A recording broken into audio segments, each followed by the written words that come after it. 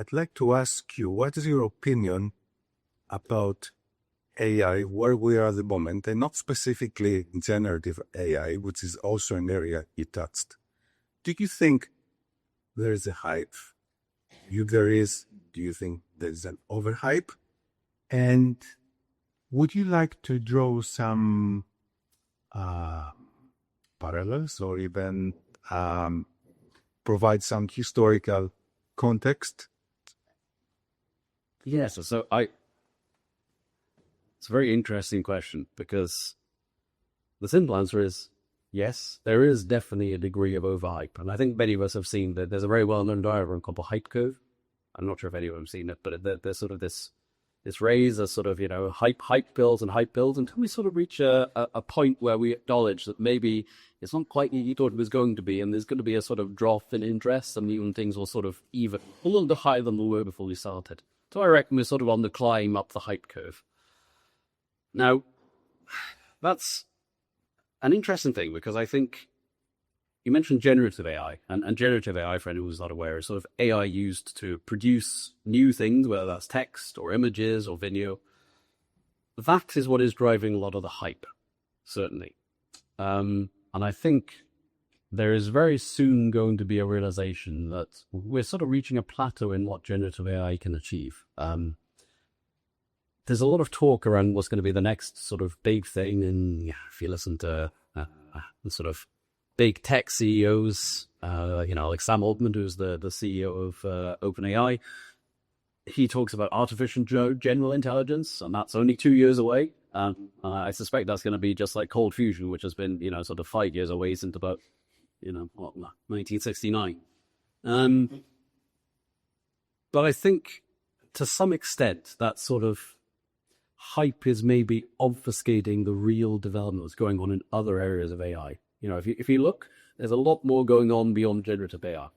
So I mentioned some of the stuff that's happening in healthcare. There's some really exciting stuff that's happening in healthcare that people almost aren't talking about because there's so much hype around generative AI. So I think generative AI is probably overhyped, but I think there is an enormous amount of really cool and exciting stuff happening in AI more broadly that isn't currently being looked at for that reason. Because when people say AI at the moment, the only thing they're interested in hearing about is generative AI, but I think that's sort of, to some extent, missing the really cool stuff that's actually going on. And there is cool stuff in generative AI. Of course, it is a useful tool, but I think, we are sort of reaching a limit of that. But the potential of maybe some other AI applications is still being realized. I certainly do agree. There's a lot of hype, especially from big tech, especially coming from the other side of the Atlantic, namely North America. But AI is not just in California or Silicon Valley. There's a lot of things going on in China, Asia, Europe, and other parts of the world. But I think now I would like to ask you, we did have a brief chat not so long ago, talking about previous industrial revolutions. What are your thoughts about that? We historians have documented that when there is a real transformation, and we're certainly going through that transformation phase as we speak, there is a massive disruption. But not all is doom. Not all is the end of the world. Certainly not all is about the documentary you talked about, Terminator, for many, many years ago. If we study a little bit of history, go back perhaps 100 years ago with the invention of electricity, and then 100 years before that with the steam engines, what are your thoughts? So I think it's worth recognizing that the rate at which technology improves only accelerates. And that's because essentially we use the technology we have built to build the next thing, right? So if you look, sort of where we are compared with 100 years ago, and then compared where we are sort of 100 years before that, certainly the amount we have I suppose, achieved as a species is proportionally so much greater in the last 100 years than any period before that. But that's effectively because, we have tools like electricity, and more recently, computers that are almost a force multiplier compared with previous industrial revolutions. So previous industrial revolutions ultimately happened slowly. They involved the creation of machinery, and that began to sort of change the labor market over, sort of often 20, even 30 years. So it was, it happened, but it was a slower shift. And I think we're going to see here. So this is going to be interesting because effectively it's so accessible to so many people so instantly. As in when new tools are made available, AI tools, whatever they might be, companies can often put them into brackets almost immediately and can make changes to how they sort of structure their workforce almost immediately as well. So I think we're going to see a very quick shift to sort of, I suppose, a world in which AI is being used in a much more significant, more meaningful way. In fact, I think we're sort of already getting there a little bit. We're already seeing the growth of that in a lot of different areas.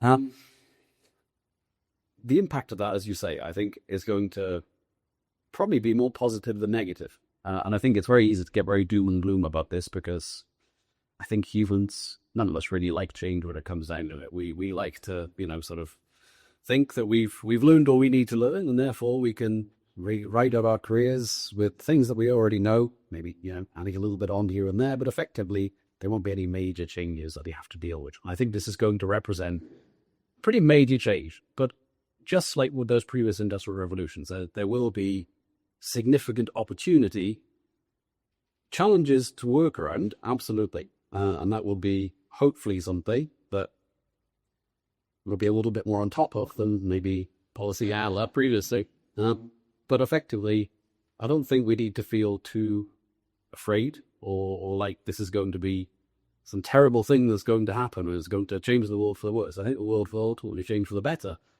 But there may need to be some societal shift. I have some opinions on that, and I think some of them might be a little bit controversial. And again, I'm very wary of sort of wandering into politics, but I do ask the question sometimes, what's the purpose of technology?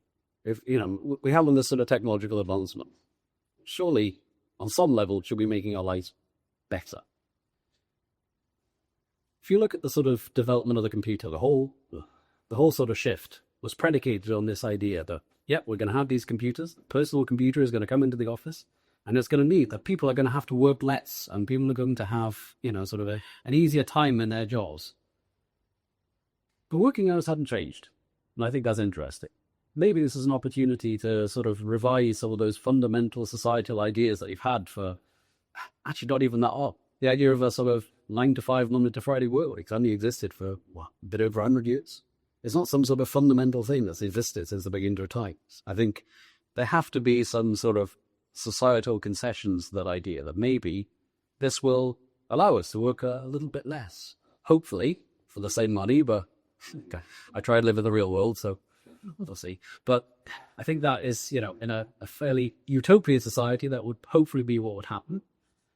Probably the reality is going to be a little bit less positive from that, but I think still we have to look at the opportunity to maybe have people who are going to have a bit more free time. And that hopefully sounds nice for everybody, but I recognize that that's a fairly well ingrained idea in many people's sort of consciousness. We'll take a little while to shift. I will agree. Guess what? Yet again, with you. The pace of technological advancement has been exponential. We talked about 100 years ago, we certainly didn't have the internet. Nothing was ready and accessible instantaneously. We didn't have TV, we didn't even have radio. So we would agree that, and it will be interesting to hear what your thoughts are later on at the Q&A session. So I certainly agree with you that change is happening, technology advances faster than ever before. Technology is also accessible. Not all technology, but certain parts of technology is accessible to almost everyone on this planet. Now let's talk, if we can, how does this affect us? I'm going to ask for your assessment, and I will ask for your brave prediction on the horizon of 3, 4, 5 years down the line in terms of employment. And perhaps we can even talk about what is happening here on this part of the world, in Wales. What are your thoughts? Yes. So it's inevitable there will be job losses to technology. Now, that's not a new idea, of course. We've talked a bit already about how that's happened in even quite recent history. You know, you look even 50 years ago, we still had people employed as telephone operators. You know, people who actually made sort of physical connections between phone lines in plug boards. Obviously, that was an entire career that was made obsolete by technology. So that will happen to certain careers. It's not necessarily even the ones that you might expect. You know, you might think, and obviously I've mentioned it already, things like radiologists you would think would be fairly well protected. But because of the sort of type of work that they do, you know, and the idea that they spend a lot of time looking at scans and making determinations from those scans, that is actually just a problem that maps very well to artificial intelligence. So some of those jobs will certainly either disappear or significantly retract. And you'll still have people who are going to be in the other side of that. But ultimately, I think we have to recognize, some of those things will go away. But if we look at those previous industrial revolutions, there will be a slightly painful period of adaptation. And I'm not saying that it's going to be the easiest few years ahead. Hopefully, there'll be some sensible things put in place by policymakers. And I know I've been involved in some of those discussions. It is a real concern in government, you know, that there are discussions going on around what that impact is going to be and how you mitigate the negative impact. But just like in all those previous industrial revolutions, there will come new opportunity. You know, even if you look at sort of the last few years, the sort of emergence of the gig market, what's it called, gig market, or the gig economy, people who work in sort of semi-casual employment in sort of food delivery is something that didn't really exist sort of 10 years ago. You know, that is something that really came out of some of the development around the internet. You can argue about how positive or negative that might have been, but nonetheless, it was a new sector that people moved into to seek employment. There will come new opportunity. And I think, both in the sort of high-tech sectors and, sort of people who are going to be involved in the real sort of core of the AI development and those sorts of things, but actually in a lot of other areas as well, because it will open to us new opportunities. I have some guesses as to where that might be, but I think they are of this age just guesses, because ultimately, until some of the changes start to happen, it's hard to say. We mentioned this idea that AI is a force multiplier. I think to some extent, it may be responsible for creating the solution to some of that problem. And as some of the sort of changes occur, some of those sort of new areas of employment will become more apparent. And what are your thoughts about jobs lost, jobs replaced, people willing to reskill? Personally, I don't believe we have now the luxury and the opportunity for lifetime skills, apart from critical thinking skills and writing essays. That is questionable. I think now we are living a very flexible, very agile marketplace. Employment opportunities are changing by the day. What are your thoughts about perhaps specific jobs lost, replaced, and the opportunities for people to reskill or upskill, to be, let's just say, proactive? Yeah, you are absolutely right that I think it's very difficult to pick any skill that will 100% survive until the end of any of our careers. I think probably the only thing I can think of, and something we've been reflecting on recently because we're currently going through a process of our computer science degrees and looking at what is involved in those. You might think that, the obvious thing will be, oh, well, we'll have a lot of AI and so.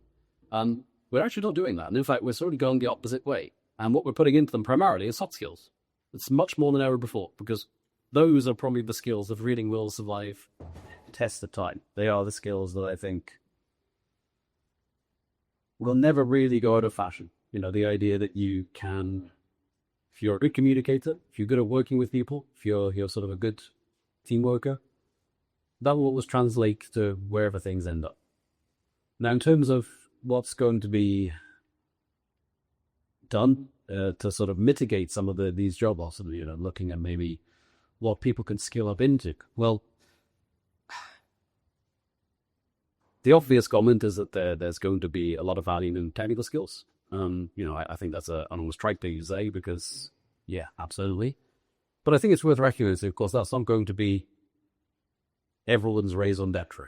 That there are going to be a lot of people who are going to lose their jobs in other areas of society who aren't particularly interested in technology, and I'm very sort of mindful of things like self-driving cars. I'm not suggesting that self-driving cars will necessarily happen in the next sort of, 2 or 3 years, but certainly when that happens, that's a large segment of society. Employless bus drivers, taxi drivers. I mentioned the gig economy, people working, for Uber, those sorts of delivery drivers are a huge thing, and then talk to truck drivers. I suppose the sort of path from bus driver to AI engineer is not very likely. I'm not suggesting that's something that we should aim to do.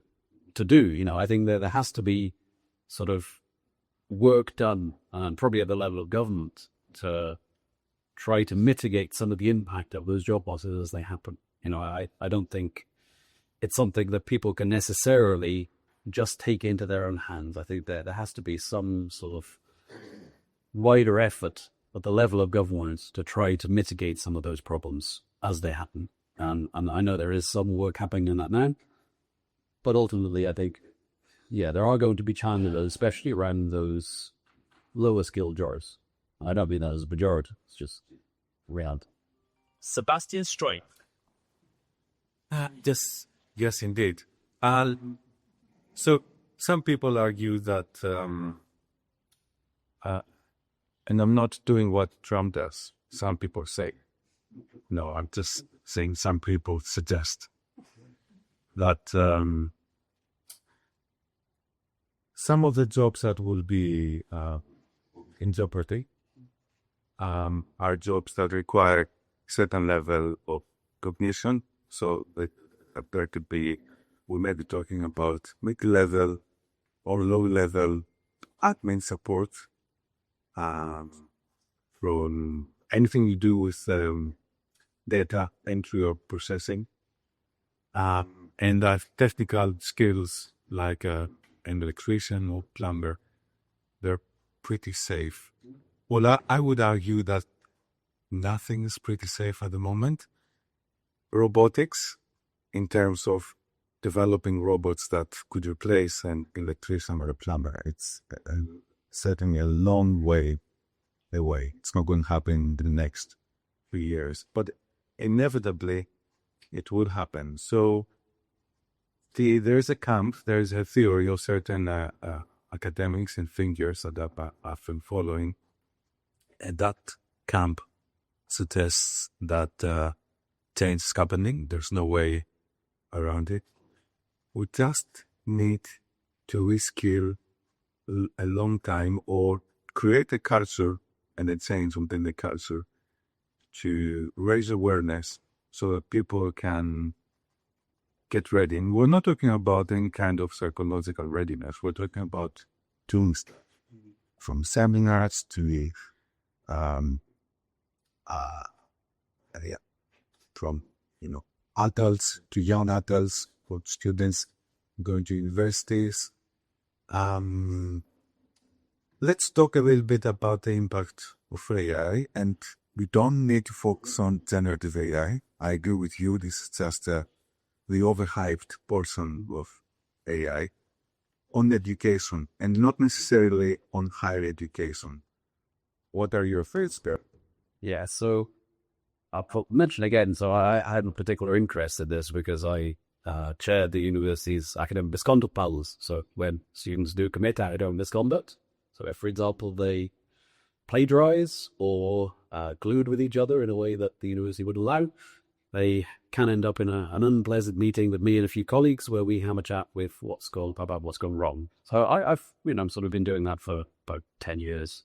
So I've been interested in that. But the big thing that's come around in the last, especially 5 years, of course, is generative AI.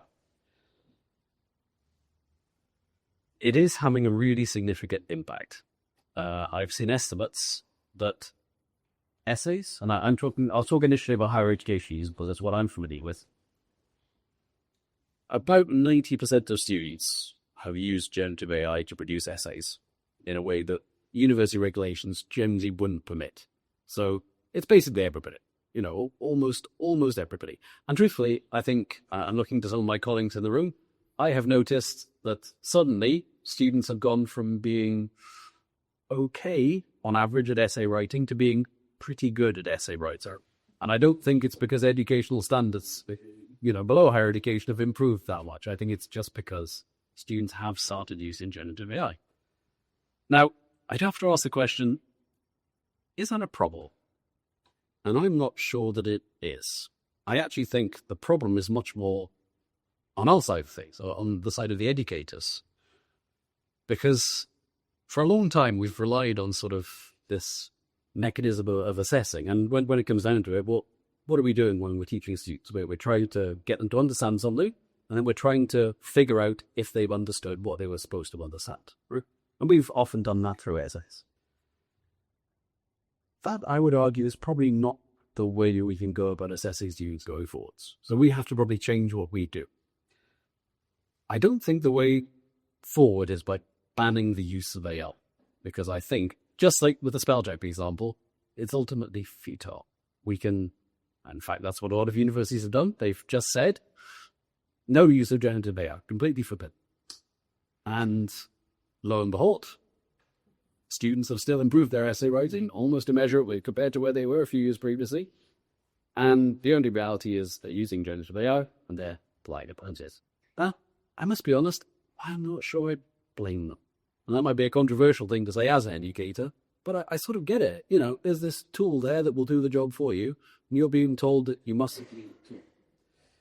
Now, that's not to say, by the way, that, education should just be sort of a path to the outcome in the sort of easiest way possible. But the goal of education is to get you a degree. Now, if the goal of education ultimately should be to learn something, and the degree should be the measure, not the target, if you like.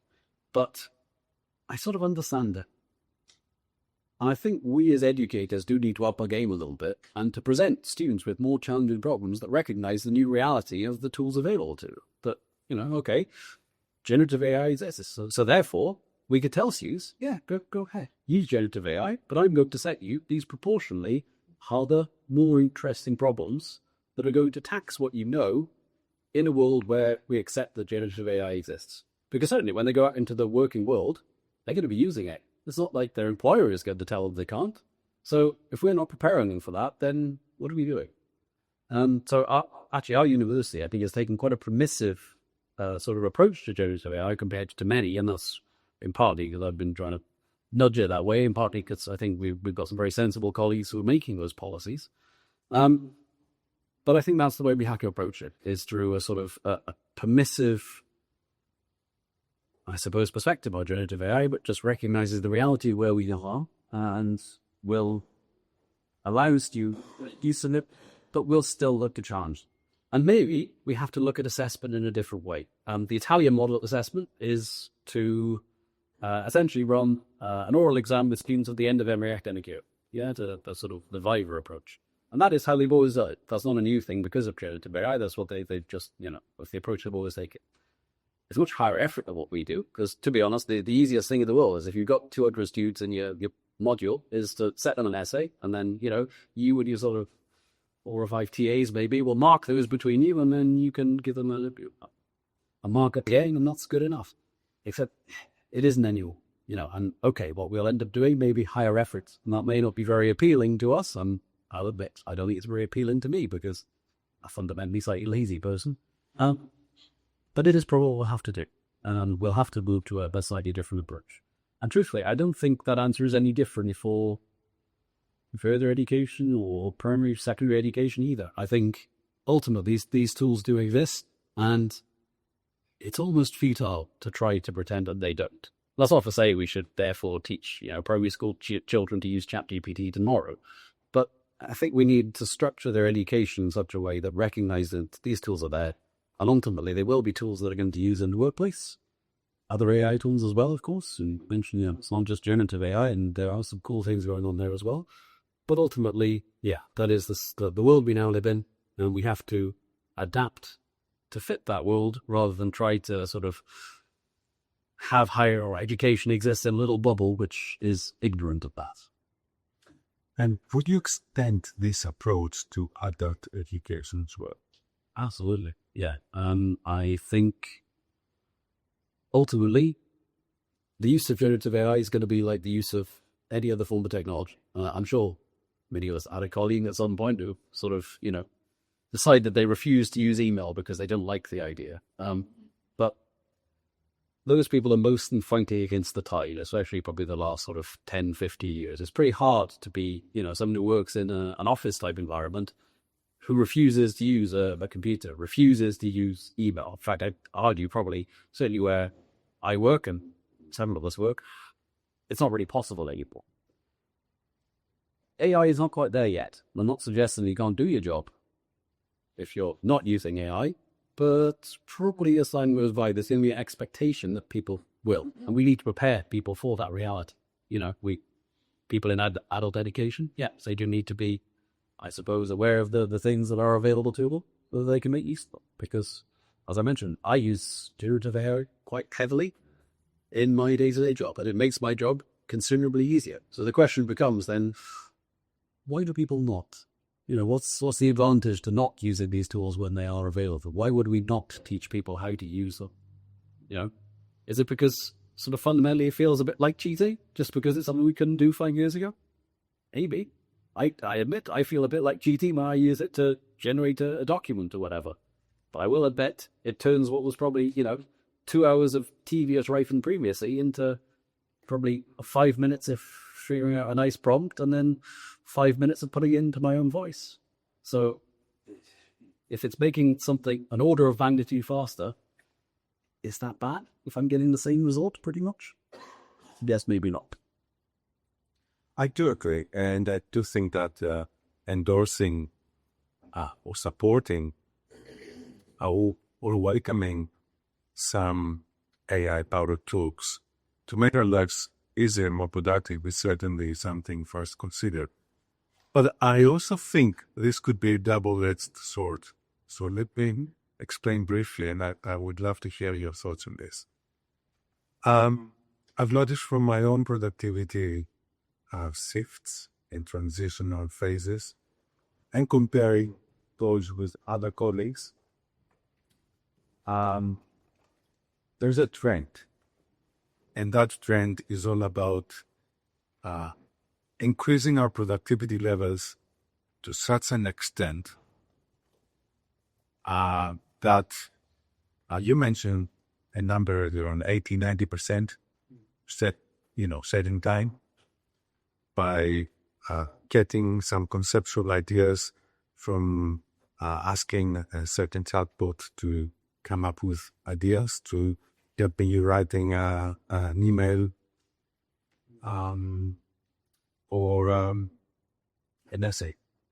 And that is what most people would do. But there's a lot more than that.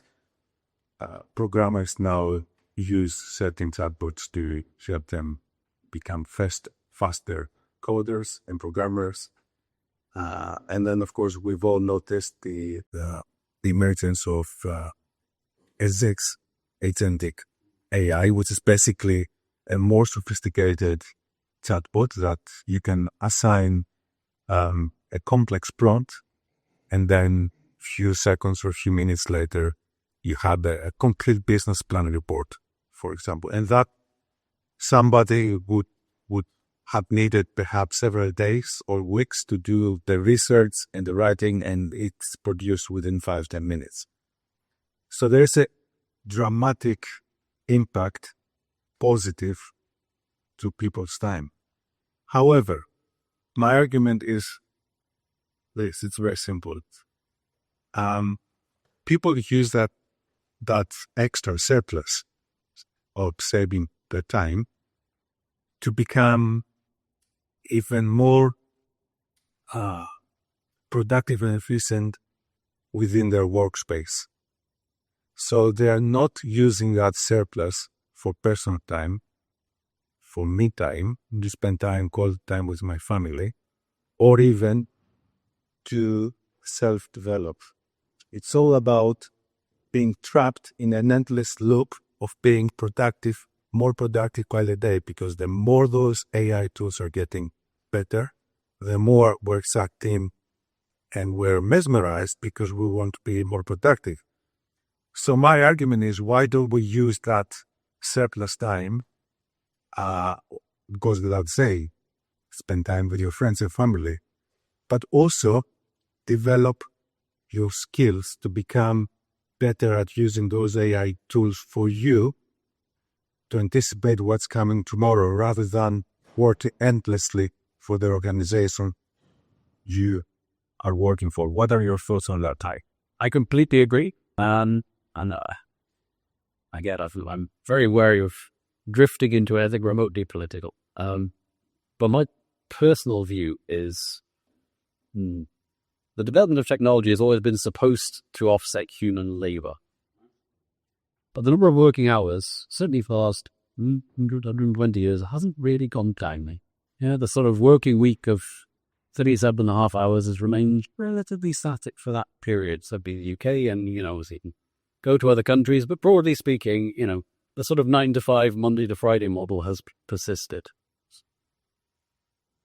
If you look, however, at people's productivity, that has gone up enormous. So you can infer from that, people are doing more in work. But actually, and I think something that I find quite interesting, is if you look at how intensively people work, it tends to come in bursts. And in fact, I'd be interested if anyone has read any studies on this, because there are a few around. How much time in an average working week do you think an office worker wastes as a percentage? You have a guess? 75%. I have seen that sort of figure. I have seen figures of between 80% of the working week being wasted. No less than 20%. Now that tells me we probably shouldn't be working 5 days a week. Or maybe we should be working 4 days a week. Because ultimately people are wasting an entire day anyway. If you're working on Monday to Friday, well, you'll be wasted 20% of your time. Why don't we just not waste any of our time and work, 4 days a week?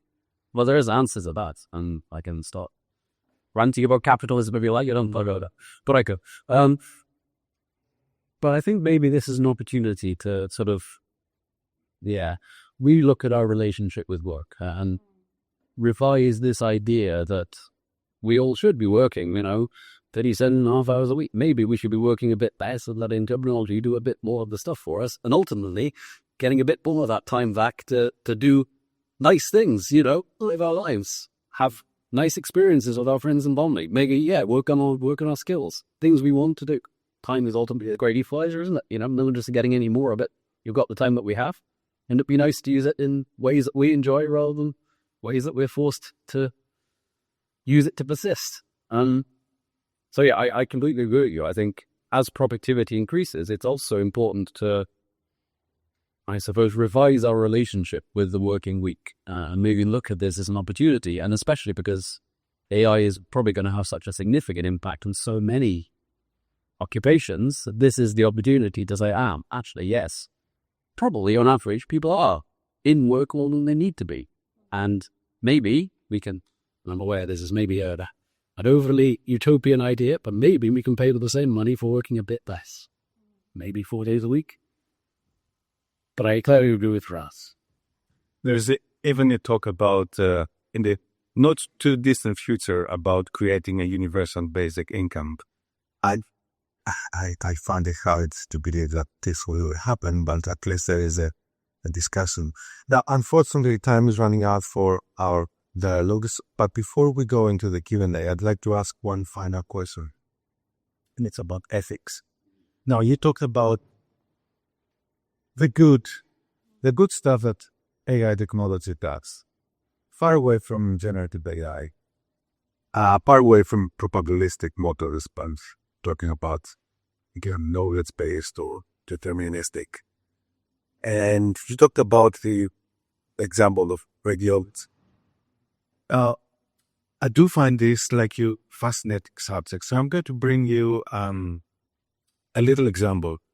About 3-4 years ago, I was working as a health technology advisor with a hospital, and we were working on the procurement of a cancer early diagnosis AI-powered tool. Okay, so we had all the clinicians and oncologists being very, very excited. Not so much the radiologists or people who were reading scans. And then after an extensive study, after the initial enthusiasm, we found some quite disturbing results, findings. So the company we were talking about, I'm not going to mention names, but it's a US-based company. They have developed indeed on paper a very impressive software system that would provide early cancer diagnosis. But what we did find, and that came after a few months of testing, and we were testing it with patients here in Europe, we did find that this system was trained on a particular US state, on a particular demographic, and that demographic was white people from a certain wealthy stature. And I'm mentioning that because it's important for us to understand the magnitude of this example. We all know that the US does not have our beautiful NHS. Nowhere near that. So if you don't have a private insurance, simply you get ill, you die. It's as simple as that. So the people had access to that particular hospital were people that had quite an elaborate private insurance, and therefore the studies, the patient data that were fed into the system to be trained were that particular demographic.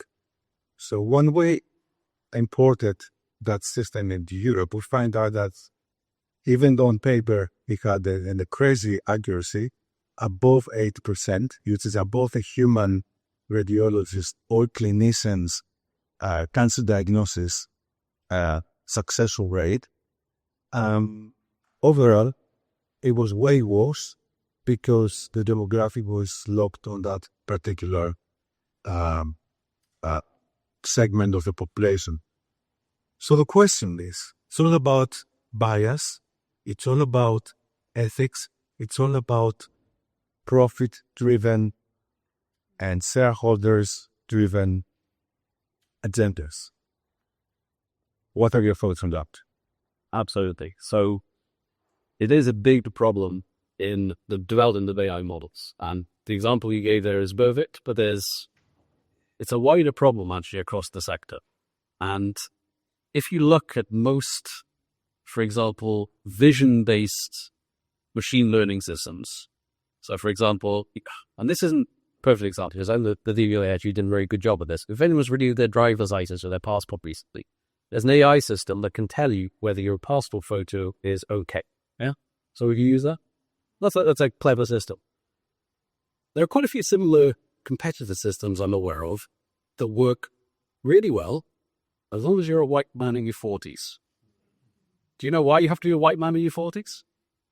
Because when they trained that model, what they did was had to wander around their office, which was pretty unpopulated, by software engineers who were mostly white men in their 40s. So they didn't really do their due diligence on creating set. So absolutely, I think I'm actually doing some work looking at sort of digital exclusion in West Wales in Albarth Crelford. And this is actually something we're quite interested in, is not just looking at exclusion in terms of access, but in terms of representation. Because these systems do have to be representative of society. I think probably when they're done by governments, there is often a sincere effort made to make them representative of society. But as I think you're alluding to, when there are capitalist interests, companies are trying to make money from these systems much more than they are trying to solve the problem, that you do have to be very wary about how you assess them. And that is especially, I think, vulnerable to hype. Musically, if you look at the development of and the deployment of sort of AI startups, lots of AI startups in the world, because of course there is a lot of hype around AI at the time. Lots of tech companies who say about all the wonderful AI work that they're doing. If you look at all the AI companies in the world, and ask the question again to anyone who wants to have a guess, what percentage of them do you think are actually using AI in reality? 15%? Exactly right. 15%, which means 85% of AI startups are not using AI. I think it's a good example of how it's very easy to sort of obfuscate some of the challenges of your product because it's commercially convenient. I think there has to be some very, very careful work done in actually, if a health board is procuring a system like that, they really have to be the ones who do the assessment of its accuracy. It's fine for the company to get that, but I don't think that can be taken on face value. I think there has to be work done there. I think probably more than anything, there has to be policy developed that makes sure that these systems do ensure equal access to everybody. At least make a really, really sincere, good faith effort at it. Because, as you say, it's very easy otherwise to take the path of least resistance and look at the average human in a given country and make it work well for them, and then, everyone else, they'll just have to manage. And that, of course, is not acceptable. But, it's then down to the procurers to make that determination and to do so with diligence and to make sure that, when they ultimately deploy the product as part of the NGS on a government service, that it does serve everybody. Thank you very much. So it would be wonderful to take questions from the audience. Yes, please. Right. Thanks, guys, for a very interesting, fascinating discussion on AI. And you've looked at it, it seems to me, from two perspectives. You put it from the point of view, particularly of employees, and you talked about education and educators. I was just wondering whether you have any views if you take another perspective, which is that of business leadership, particularly business leadership of micro and small businesses.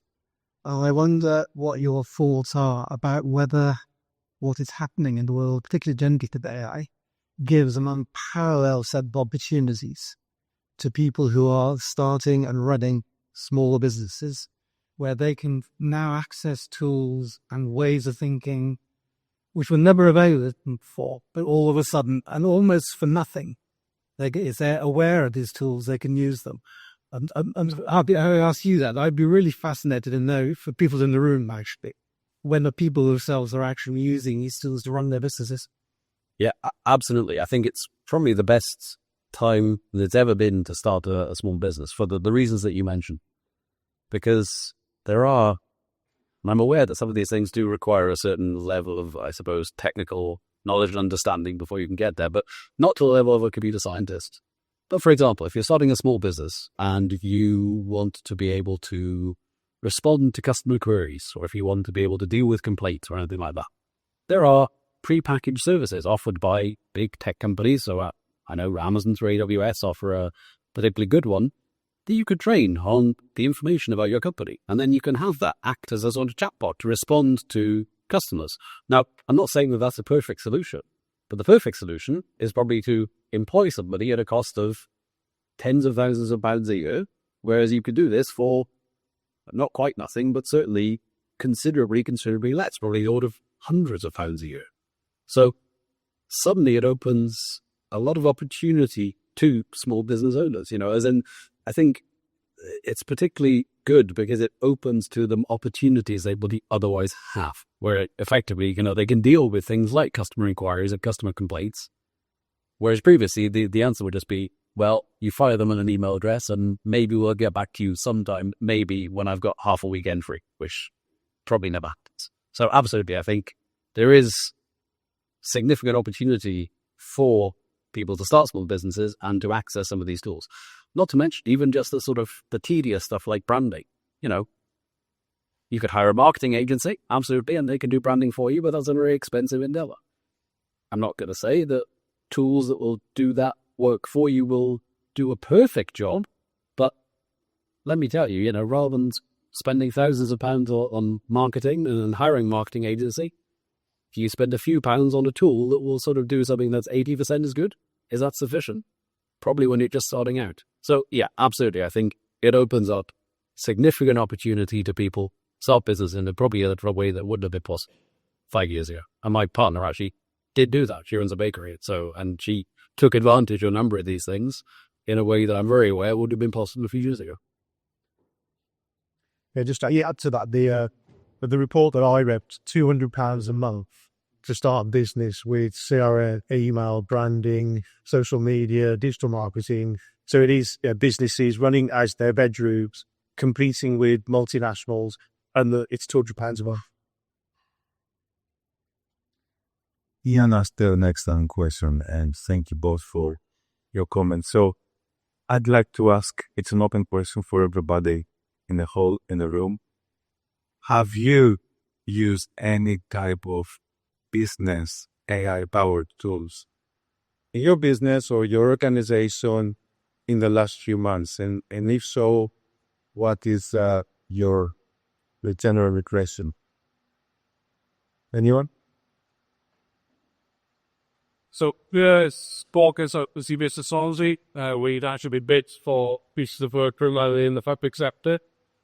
We spent a huge amount of time looking through the bids for opportunities from the NHS and so on. And often when we download and express interest in these opportunities, there's a pack. Within that pack, often it could be anything between 5 to 25 documents in there. And, you have one document that gives the predicted cost or, value of the contract. Another one, prerequisites about experience, you need case studies and so on. To read through those 25 documents where we got maybe 10 to 15 opportunities a week, as you can imagine, it's in the huge amount of time. And we simply started using ChatGPT just to kind of briskly look through those documents and give us the fundamentals. And we started increasingly using that because within 30 seconds, it could tell us whether our company is true to bid for that piece of work about. And if it's not, then we'll put it sideways, say, by even. So we're yet to use it yet, but we just signed a contract today with a company that basically uses 14 GPT engines to help with our bid writer process. So ultimately, essentially, what we're doing through prompt generation and so on. The value of that a month is £1,000, which you think, well, the time what that's going to save us to be able to do that. It doesn't just tell us eligibility for vote rates, but actually looks at what our company is assessing previous case studies, look at what the requirement of the organization is as well, and it finds the synergy between what we've already done and suggests then potentially any gaps in what our case studies are as well. So we've seen the benefit of it through a manual process. So honestly, it was counterintuitive. We're saying manual process of using a ChatGPT. So it already be kind of packaged up as a user-friendly thing, but I think our anticipation is, through what we've seen so far, that is going to significantly reduce the burden and give us greater opportunity to bid for greater opportunities or stop them. Thank you so much for your feedback. Anyone else?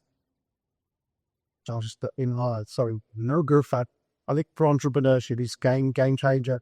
All of those tools, exactly all the things that you've said, speeds it up, enables people to be more productive. I think in that micro tool is this, we are using that spare time more for work-life balance. So some sectors grasping that opportunity to be more productive and have more leisure time. But others have, other considerations. But for me, I'm just like game changer is the word. Thank you. Robert? Robin Griffiths, Swansea Business School Gazette. Hi. And thank you so much, Tim, Georgios. This has been an event I've been looking forward to for ages for a number of reasons. And it's lovely to see already this conversational element of it, because that's kind of what we wanted to people to get involved and have their say and sort of develop a dialogue, which in time we can, transfer into something larger. But I think in terms of AI in particular, so I'm a massive advocate for it, as anyone that will bear with me, from my wife in particular, will understand. I think for many of us, be it in education or in business, and do work within the industry from a consultancy perspective or otherwise, it doesn't stem largely beyond that of generative AI. And I think that is obviously the hype, and that's the problem. It is putting a barrier up between us and what is speculatively the best advances we can achieve from it. And I think a lot of it comes down to, and again, forgive the conversational aspect of this, but I have been waiting a while for this in this forum.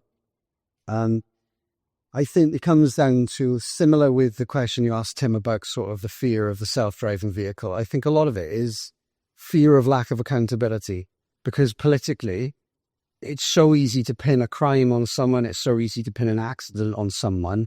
And it's nice to have that human face to accountability. Whereas if technology starts creating these issues, it's not necessarily apparent where that issue has been caused or where the first chink in the armor was. So again, this is me spitballing, almost thinking out loud, but that's what my interpretation of it has been up until now, both in terms of the lack of progression within sort of some of the self-driving vehicles, but also in terms of some of the things I've seen done more in business, where they're really reluctant to engage with some of the practices where small businesses are.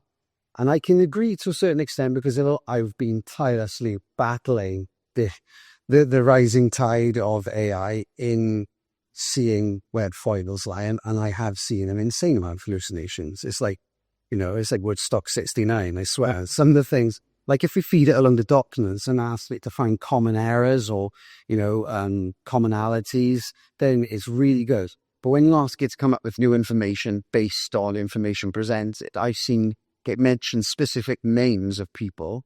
I've gone back to the documents. I'm like, you just made that person up.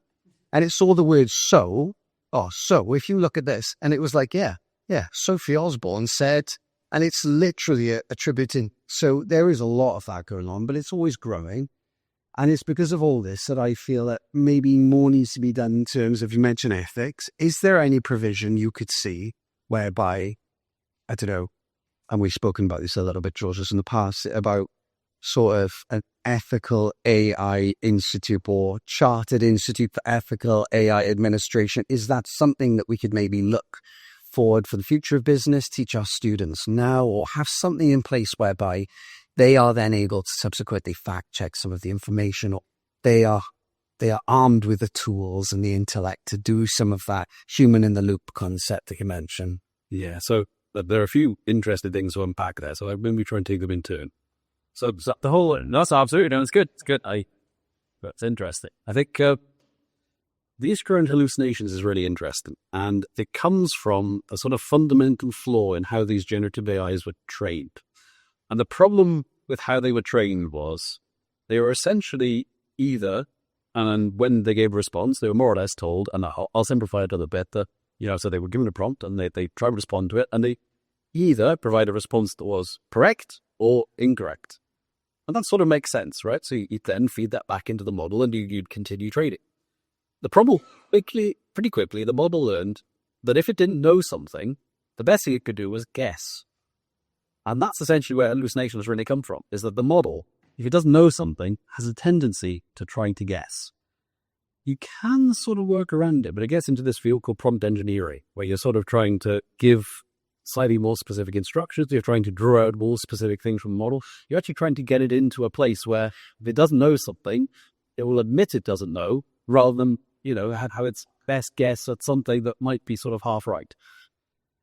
There is work being done on that, but I'm aware it's mostly work being done by large tech companies in California. And I don't want to suggest that they are the people out of the answers. They are larger people who are currently running the generative AI models. But, I think we are diversifying a little bit.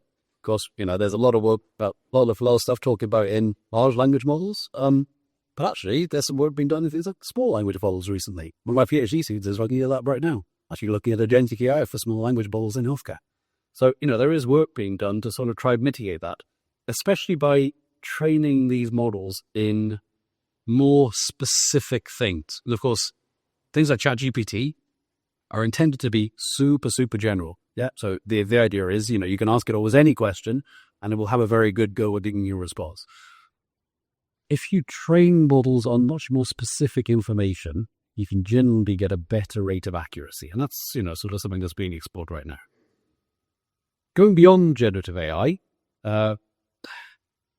again, looking at, for example, healthcare decisions. So I recently, it was about a year ago, examined a PhD from a researcher based at Google.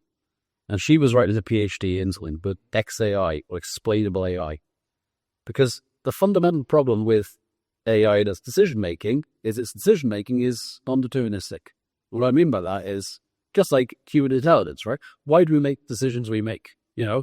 Earlier, I made a decision to get apple juice instead of orange juice. Why did I make that decision? Is it because of my childhood? Is it because of some genetics? Probably some combination of those things. I already know. But the point is, I made a decision. Yeah. We all make loads of decisions every day. It's pretty hard to track back where those decisions came from.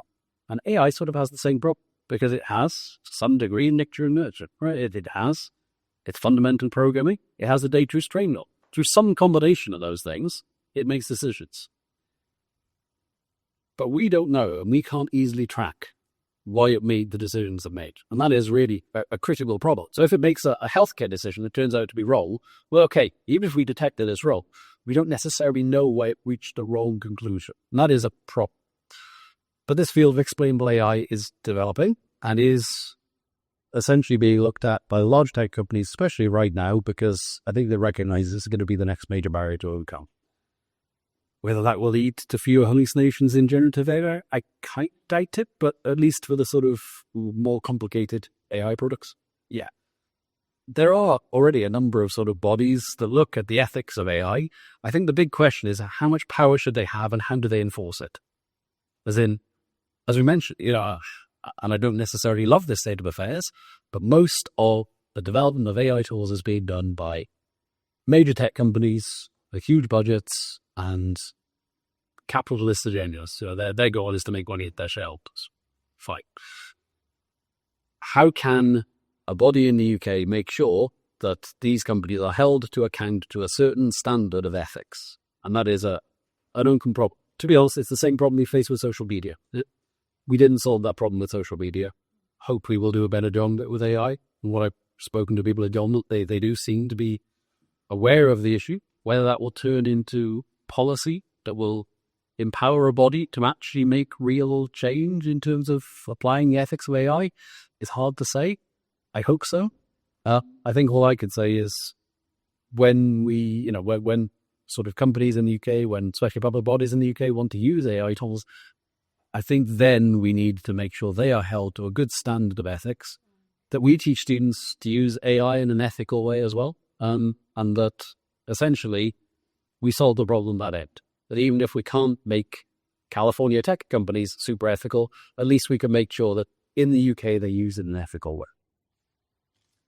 Tim, I couldn't agree more with you. I think the future is not general models, whether they are large language models or any kind of AI models. I think you've hit the nail. It's a profit-driven decision. It's a marketing decision. It's a service decision that we went down that route. The future is definitely domain-based AI. And all that hype, and I certainly do find this to be of a significant hype, from my humble opinion. When we're talking about AGI, it's all about attracting billions and billions of funding from VCs, from venture capitalists. And to this day, no one can determine those billions.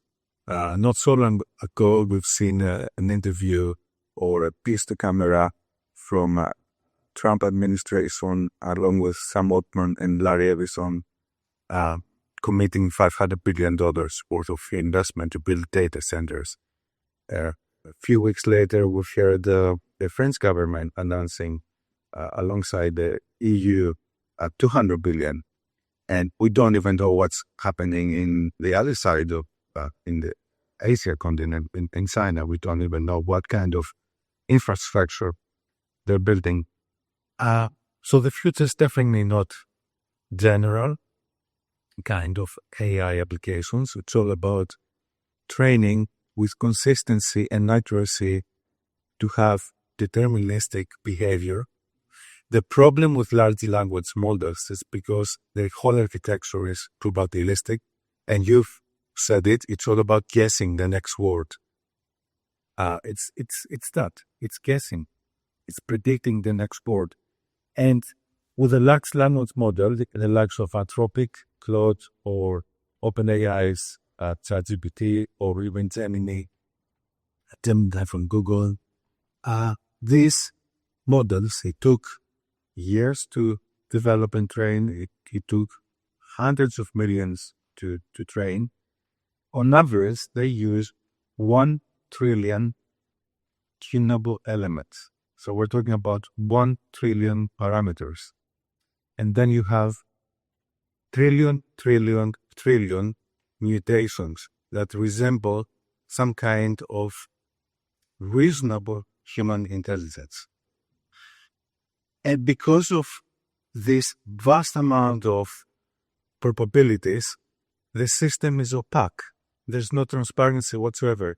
The engineers within Google, OpenAI, and Anthropic, they don't even know how this model works. It's impossible.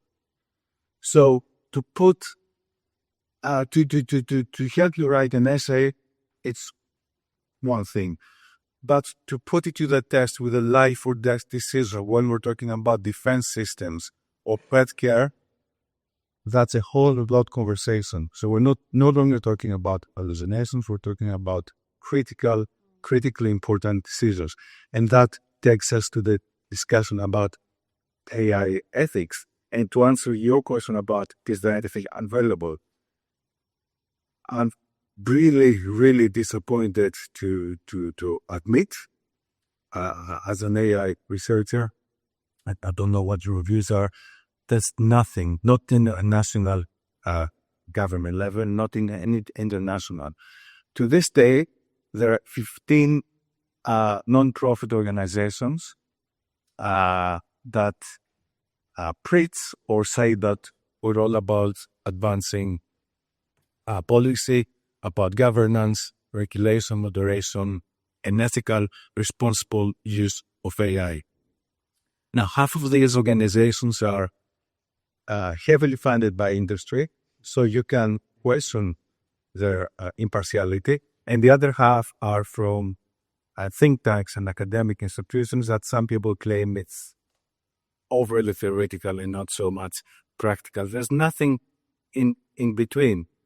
So far we have UNESCO putting out their own proposition for the responsible use of AI. It's by no means a legislation, it's just a proposal.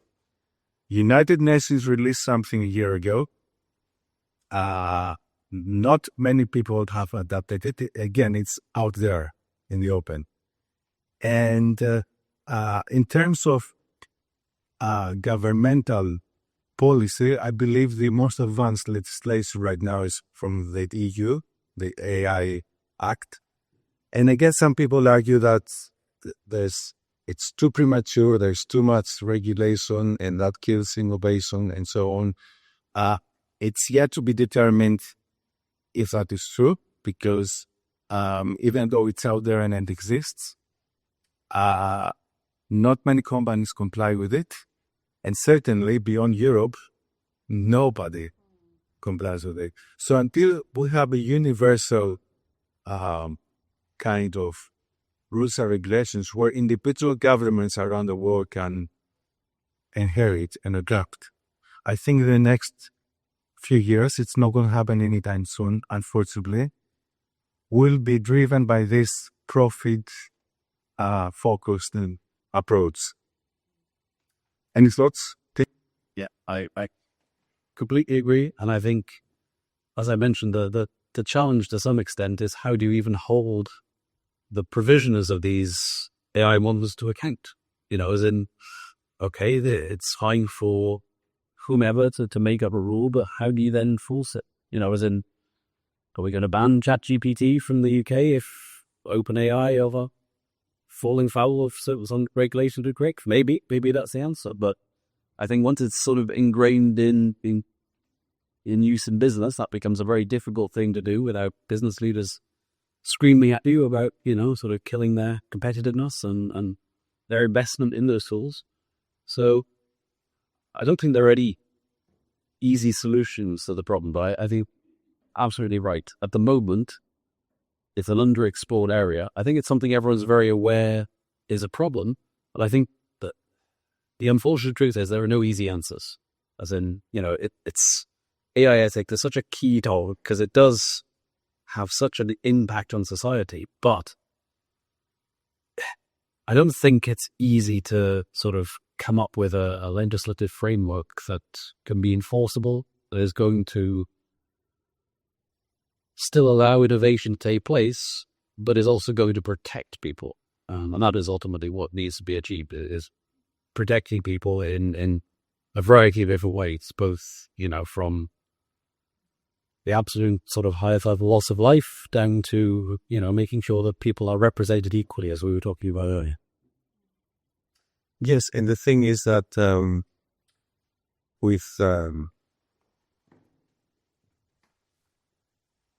it's very easy to correct the problem. It's a decision-making problem. It's not so much a technical problem. And for example, we could instruct or build models whereby we stop guessing. So the model will say, I'm sorry, I do not know the answer.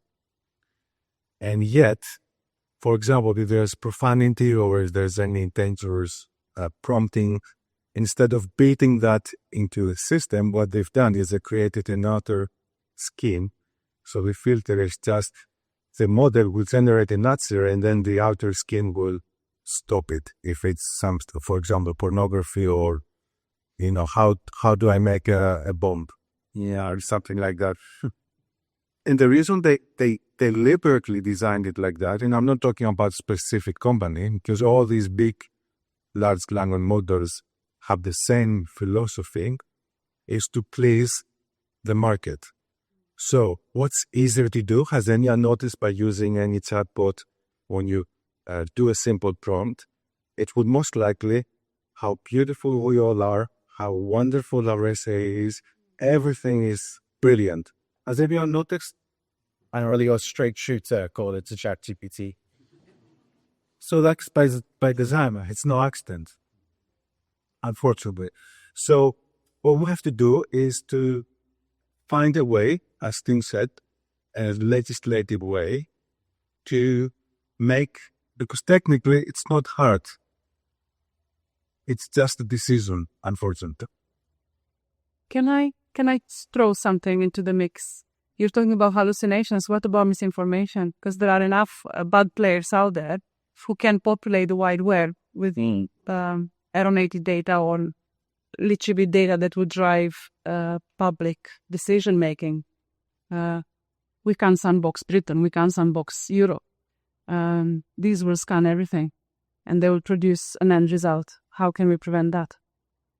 I don't think, unfortunately, there's an easy solution. I think exactly as George was saying, the solution that's currently being taken is to allow the model to generate whatever it's going to generate and then attempt to check it against some other source of ground truth. But ultimately, that requires that the source of ground truth be a good faith provider of that ground truth, right? As in, it ultimately requires a good faith effort to ensure that that information is correct. So you can always check that the information is correct, not harmful, not, fake news, all that sort of stuff. How can you check it if it's out there on the wide web? Say, if you say, I'm looking for a quote by Tim, and somebody puts a thing out there saying, Tim has said this and that. How can I check it?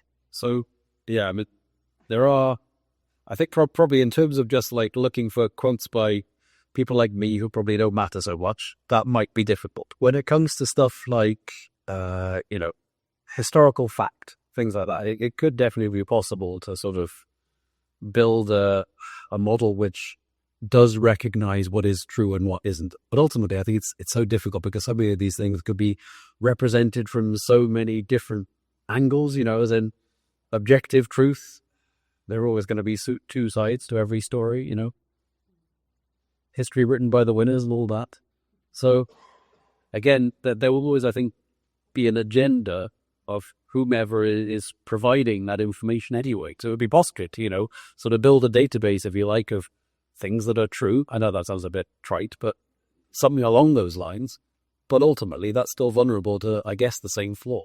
And I think part of the problem is a wider societal problem of how we educate people to be better at understanding the information that they receive, and whether that's from dubious news source, whether that's from, or even a not so dubious news source because they get it wrong, or from a generative AI model, or from Google, or wherever it might be, and to actually question whether the information they're receiving is correct, and to find ways of hopefully fact-checking some of that information. But, if just one website says something, and that's not a particularly reputable website, and you have no real reason to believe that it's true, and lots of other sources that are much more credible are saying the opposite, then maybe you do question that. But I think we do have, there is a challenge there to to educate people to get into that way of thinking, especially because, and I think we're all vulnerable to this, we tend to accept as true things that match our existing biases. It's really easy to look at something that sort of confirms an existing bias you have and say, yeah, that's probably right, just because it doesn't require you to confront it, I think. So I think getting people to start to question some of the information they receive and just recognize that the information that they're receiving isn't always going to be true. And they do have to be questioning and inquisitive and cognizant of their own biases and willing to seek sort of verification of the data that they are reading and actually question, sort of question their sources and check their sources.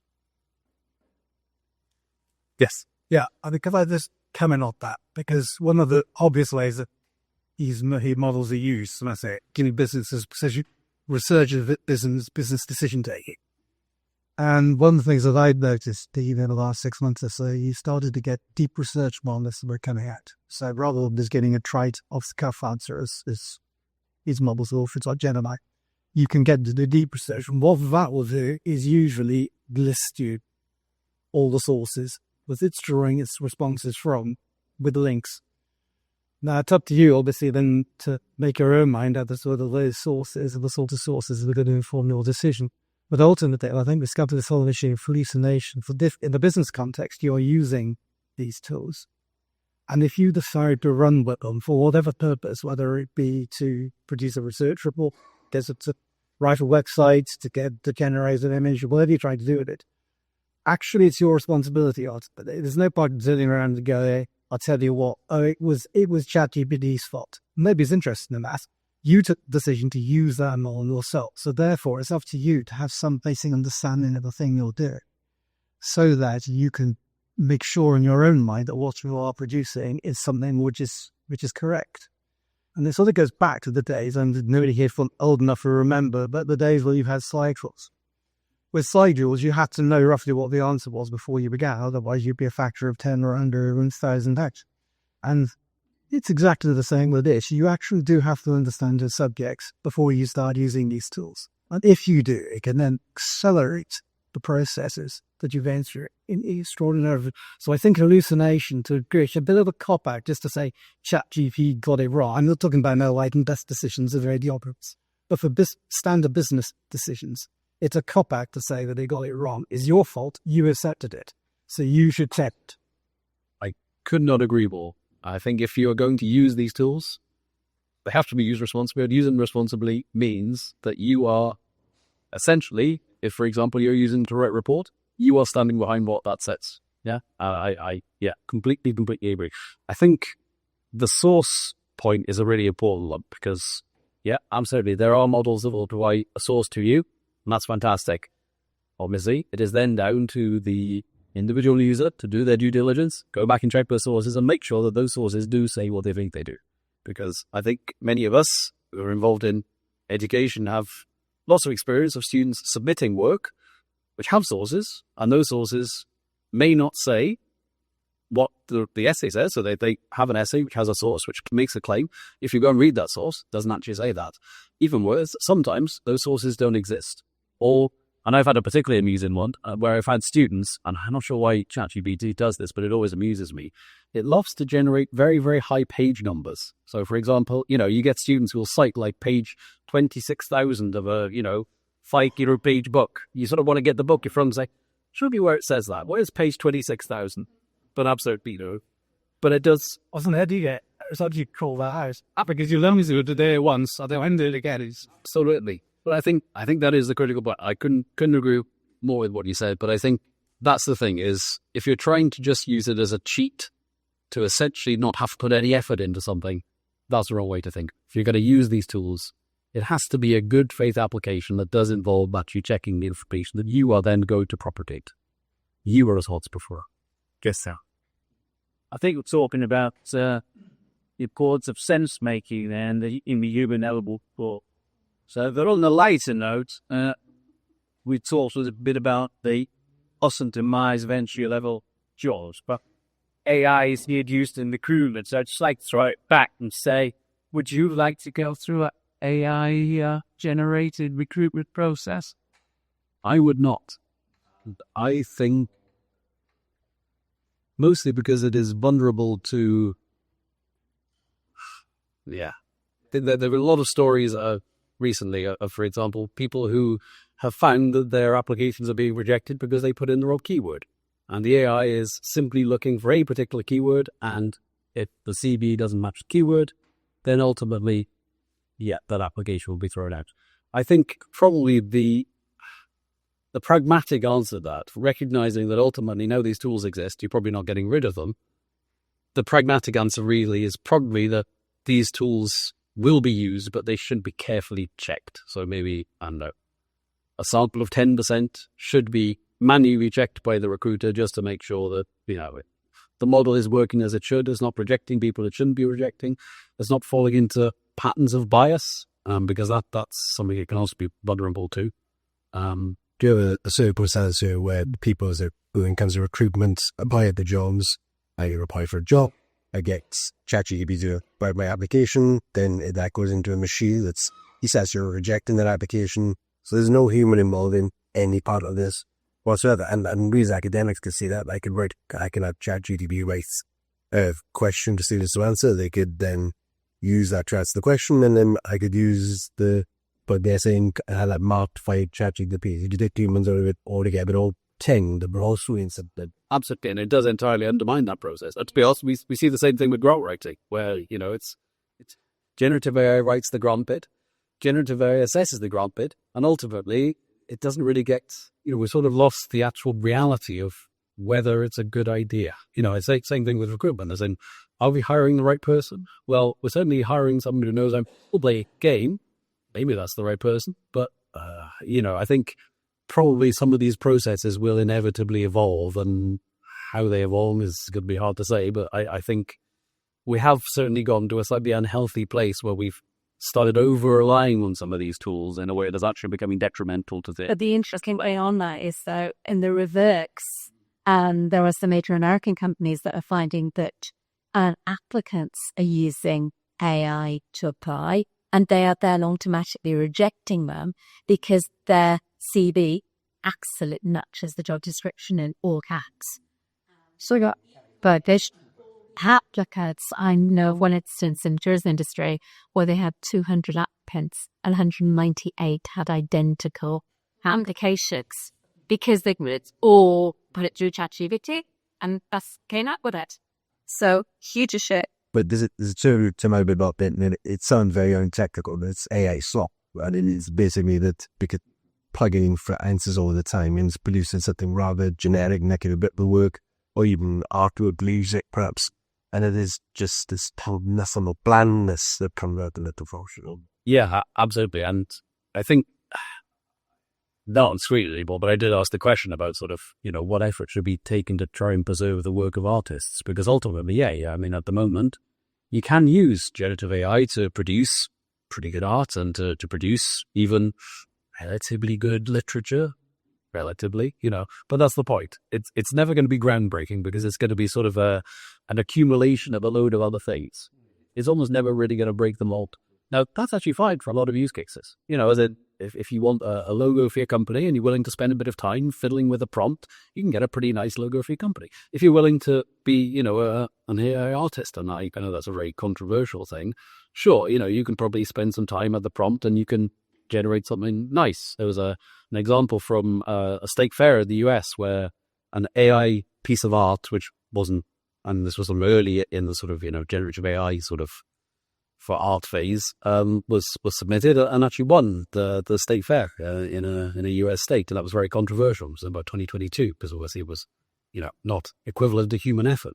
But I think when it comes to sort of actually breaking the mold, doing something new, doing something exciting, progressing the field, AI is probably not there, and I'm not sure it will be there because ultimately it's trained on a load of pre-existing information. It's just going to create some sort of facsimile of some of that existing information in some combination. So, yeah, I think, it's important to recognize that, yeah, there is still a value in human effort, but how we make sure that effort is preserved and recognized in the world we now live in is challenging. You raised valid points, and eliminating the human factor is a big mistake. Not so long ago, there was a company that used AI algorithms to assess people's applications, job applications. So it was for a particular job. And there was an incident because some researchers found out that the vast majority of those successful candidates had made it through the first pass and made it through all the way to the first interview were male candidates. And they were digging as to why this happened. And it's because they found out that for this particular job, the male candidates used quite significantly more positive and confident language than female candidates. Now, that doesn't mean that it happens everywhere, but for this particular position, the males were, for whatever reason, they decided to boast about their skills. The female candidates were more modest, and automatically the algorithm rejected all their applications. It was recognized, the company apologized, and they fixed the algorithm. Does anyone know who that company is? Any ideas? Something ChatGPT is. I think you'll find it very interesting because we all use it every day. That company was LinkedIn. Oh, yeah. I think that the scary part is that these algorithms are being trained on very narrow data feeds, and when you subject it to a video analysis, it's making judgments about your body language and tone, and the certain origins of where you're from. It's all biases, so there can be a lot of problems. I think also, I wonder if to some extent that's also just exposing a flaw in the job application process in gen, which is to say, I would argue that most job application processes primarily filter for people who are good at interviewing. I'm not necessarily sure that they always filter for the person who would be best for the job. I'm not saying, by the way, and I completely agree with you, there are major flaws with AI recruitment, and I'm not a fan of it at all. But I wonder if, in general, that's because it is being trained on pre-existing biased data. because I suspect it's probably propagating some of the biases that already existed in previous recruitment data. And just in general, it's sort of a cog in an existing flawed process, but admittedly making that process worse. Now, unfortunately, time flies, so we only have time for one last question. Anyone would like to? Yes. So I think there's a lot massive thank you to yourself and to your fascinating discussion and a presentation. Another point for me here, in terms of trust and transparency, one of the organizations supported today is this use by engineer with technology stick ups. There's no great profession in engineering. But it's part where getting into whether it's inside a car or anything else, physically, it's black box and not understanding how it works. How do you square that? The assurance and typically that comes of design, but also based on HR, accountancy, everything here. There's about human scrutiny where, but we're not. Some of us speak Apple, but why call it a higher level of performance that the models all the cells that it would be what subtexture, but that part has had that human oversight. Take the lots of fashions. How does that can actually add this way a lot? Or is there really big parts? So I think self-driving cars is actually a terrific sort of entry way into that question. Because obviously, self-driving cars were a lot of talk around that in, about 2015, 2016, back when Elon Musk was still considered relatively cool. And he promised that it would be coming in about, 2 or 3 years. And of course, that didn't quite happen. I mean, he released it as a software update to Tesla, which was a phenomenally bad idea, but it happened. Now, the interesting thing is, whenever there's a crash involving a self-driving car, there's a lot of press around it. Tremendous amount of press. As in it's reported in mainstream media as a big, big deal. But there are a lot of car crashes every day with human drivers, and they don't get reported. So the question I'm always interested in answering, and I'm interested in people's opinions on this, is how much better does a self-driving car have to be on average than a human driver before people will accept it? Because I can tell you now, on average, they're actually already slightly better in most circumstances, especially in the US where the roads are generally a bit simpler. But, it's still not really accepted there. And I think that falls back to taking away agency from people. About 80% of people think they're an above average driver, which of course, statistically, can't be true. But it's, I think, just the idea that you're giving up the control of the car to something that you don't necessarily, you don't have sort of the same sort of insight into. And as you say, what extent should we accept the black box? There's a really interesting research done by MIT. And what it boiled down to was, when should your self-driving car kill you? And what I mean by that is, if your self-driving car is about to plow through a school child and you have the option of instead veering off and driving off a cliff, should the thing then you own decide to kill you in that circumstance? What if it's 2 school children? What if it's 5 school children? It's like the trolley problem. What point should the thing that you own decide that actually, the correct decision here is I'm going to drive off a cliff or drive into a wall? It's because that is like a utilitarian button that can turn also. And will the utilitarian button be a software update that you have to pay a debt out there, pay my money? But I think, you're exactly right, Gareth, that there is a question to be raised around when will people, and what's required for people to actually accept that it is better to rely on a self-driving car that doesn't get angry, doesn't get sleepy, doesn't, sort of make unpredictable mistakes, doesn't have arguments with his wife, but is still, ultimately can be based on some logic that might be flawed, might not be perfect, but on average, may be considerably better than humans. At what point do humans say, okay, this is sufficiently better than me, not perfect, but better enough for that I'm going to entrust my life to it? I don't think there's an easy answer to that question, but it's something I'm always interested to hear people's opinions on. That's a Venstro. I think I've seen another hand. Somebody wanted to ask one last question? Anyone? Yes. With small business put it there, we use a lot. It's helping us to do a lot of things, like, for example, get a little bit of kick to it, put it in the DTC into it, and Jeffrey Cool and apps should work, which would probably get. So that saves us days of work. Other things with this is we want to put in the system, but we're very cautious of confidentiality. What's your opinion on the confidentiality looking into something like ChatGPT? I think anything that you submit to ChatGPT could potentially be used in a future training set and could make that data permeable.